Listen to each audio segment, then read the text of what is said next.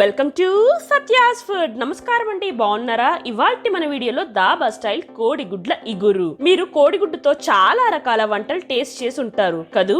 ఈ దాబా స్టైల్ కోడిగుడ్డు ఇగురు తిని చూడండి, సూపర్బ్ అని తీరుతారు.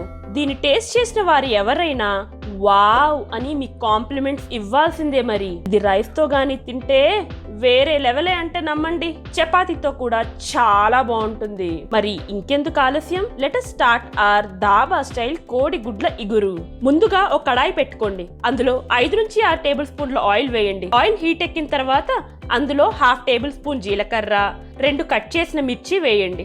కాస్త ఫ్రై చేసిన తర్వాత సన్నగా తరిగిన 3 మీడియం సైజ్ ఆనియన్స్ అందులో వేయండి. ఆనియన్స్ ని సన్నగా తరుక్కొని వేసుకోవడం వల్ల ఈ కూరకి మంచి టెక్స్చర్ వస్తుంది. ఒక 5 నిమిషాల పాటు ఆనియన్స్ బాగా మగ్గేదాకా కలుపుకుంటూ ఉండండి. 1/2 టేబుల్ స్పూన్ పసుపు వేయండి. అలాగే ఈ లోపు 1/2 ఇంచ్ అల్లం ముక్క, 4-5 వెల్లుల్లి రెమ్మలు బాగా దంచి పెట్టుకోండి. ఆనియన్స్ కాస్త మగ్గిన తర్వాత ఇందులో సగం పేస్ట్ అందులో వేయండి. మిగిలిన సగం పక్కకు పెట్టుకోండి, తర్వాత కర్రీలో వేయొచ్చు. అల్లం వెల్లుల్లి పేస్ట్ కాస్త ఫ్రై అయిన తర్వాత మనం ముందుగానే చాప్ చేసి పెట్టుకున్న 3 మీడియం సైజ్ టమాటోలని ఇందులో వేయండి.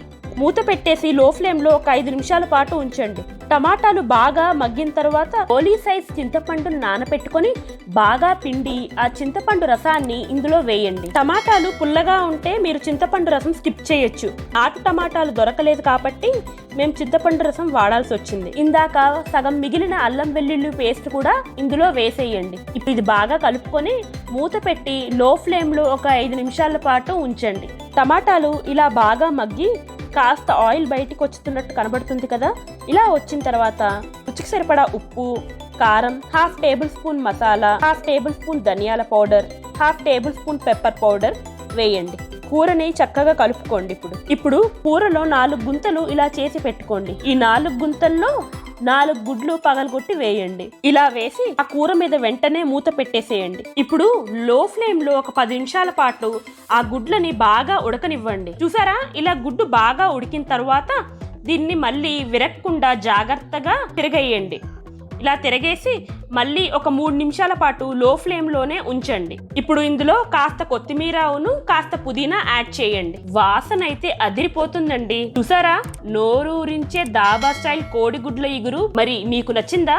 మీకు గనక మా రెసిపీ నచ్చినట్టయితే మా వీడియోని లైక్ చేయండి. అలాగే మా ఛానల్ ని కూడా సబ్స్క్రైబ్ చేసుకోండి. మీ ఇంట్లో మీకు ఈ కర్రీ ఎలా కుదిరిందో మా ఇన్స్టాగ్రామ్ పేజ్ లో మమ్మల్ని ట్యాగ్ చేసి పోస్ట్ చేయండి. ఓకే అండి, మరో చక్కటి రెసిపీతో మళ్ళీ కలుద్దాం. బాయ్.